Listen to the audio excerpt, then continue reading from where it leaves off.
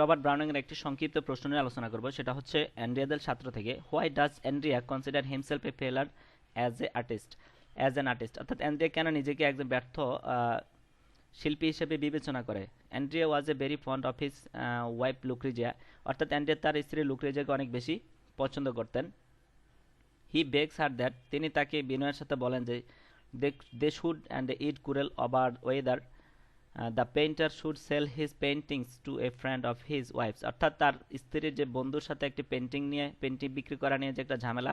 একজন শিল্পীর পেন্টিং তো হচ্ছে সবচেয়ে বড় একটা বিষয়, তো সেটার যে একটা ঝামেলা হয়েছিল তার বন্ধুর সাথে। তো সে বলল যে অ্যান্ড্রিয়া বলল যে চলো আমরা সেই ঝামেলাটা একটু মিটমাট করে ফেলি, শেষ করে ফেলি। He wishes to her acquiesces to her wishes, তিনি তার ইচ্ছার কথা স্বীকার করলেন। And promises he will give her the money, এবং সে তাকে টাকাটা দিয়ে দেবে বলে প্রতিজ্ঞা করেন।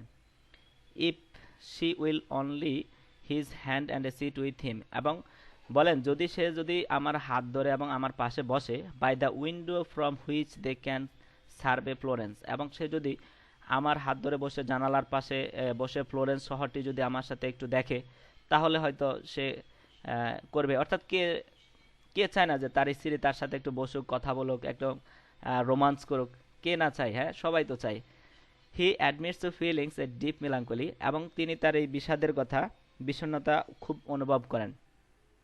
In which a common grain silver is everything, এবং যেখানে সাধারণ ধূসরতা সব কিছুই ছিল রূপ্য। And a hopes she can fool him from it, এবং এটা হচ্ছে যেন সে আশা করে যে তার স্ত্রী যদি তার সাথে এই সিনগুলো করে তাহলে সে কি হবে, এগুলো ওভারকাম করতে পারবে, এগুলোতে কেটে উঠতে পারবে। হি টেলস হার, সে বলে that if we are to smile for him, এবং সে বলে যে সে যেন হাসে, তার জন্য একটু হাসে।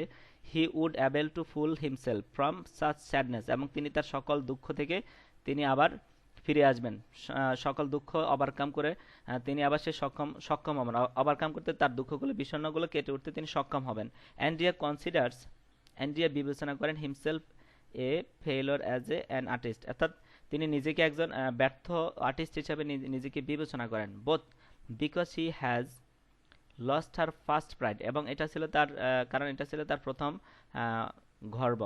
In him and because he has only one talent, এবং তার মধ্যে ছিল একটা প্রতিভা ছিল, হ্যাঁ, the ability to create faultless paintings, এবং তার মধ্যে হচ্ছে তিনি এমনভাবে পেন্টিং করতে পারতেন যেটার মধ্যে কোনো ত্রুটি ছিল না, অর্থাৎ দোষমুক্ত পেন্টিং ছিলেন। অর্থাৎ তার পেন্টিংয়ের মধ্যে শুধুমাত্র প্রাণ ছিল না, আর সবই ছিল তার এই পেন্টিংয়ের মধ্যে, অর্থাৎ তিনি এত নিখুঁতভাবে ছবি আঁকতে পারতেন। হুম, দো many phrase him or creating flawless production, তার এই যে নিখুঁত প্রজনন, এই প্রজননের জন্য কিন্তু সবাই ম্যাক্সিমামই প্রশংসা করে। Which he admits he does easily, এবং যেটা তিনি স্বীকার করেন এটা তিনি খুব ইজিলি তৈরি করতে পারেন। He with no sketches past no study, এবং এটার জন্য তার কিন্তু পূর্ব কোনো প্রস্তুতি নাই, অর্থাৎ স্কেচ করা থাকে না, এবং তার আগে অধ্যয়নও কিন্তু নাই এই শিল্পটার প্রতি। Hmm, Andrea is aware, Andrea হচ্ছে কি সচেতন, that his work lacks and the spirit, অর্থাৎ তার মধ্যে একটা আত্মার অভাব ছিল। And a soul that bless his contemporaries Raphael and Michael Angela, অর্থাৎ রাফায়েল এবং মাইকেল অ্যাঞ্জেলা হচ্ছে সমসাময়িককালের যে একটা শিল্প, এবং তাদের মতো তাদের যে আত্মা, তাদের যে ছিল, খ্যাতি ছিল, এই খ্যাতিটা কিন্তু অ্যান্ড্রিয়া ছাত্রের মধ্যে ছিল না। Considering himself only a craftsman, এবং তিনি হচ্ছেন একজন নিজের কারিগর, অর্থাৎ তিনি হচ্ছেন নিজের boss. Hmm, he knows they are able to glimpse his heaven whereas he stuck with earthly inspiration, অর্থাৎ তিনি জানেন যে তিনি যে কাজটা করেন এটার মধ্যে দিয়ে তিনি স্বর্গ কিন্তু দেখা তার জন্য সক্ষম ছিল।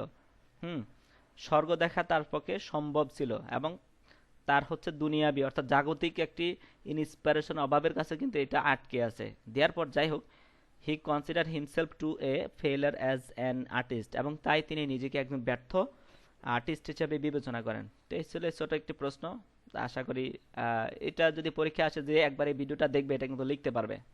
অনেকে বলে যে শর্ট কোশ্চেন কমন পড়ে না, তো এই জন্য ছোট ভিডিওগুলো করা, যাতে করে তারা একবার দেখলেই যেন পরীক্ষা আসলে লিখতে পারে, এই উদ্দেশ্যে আমার এই ভিডিওটি করা।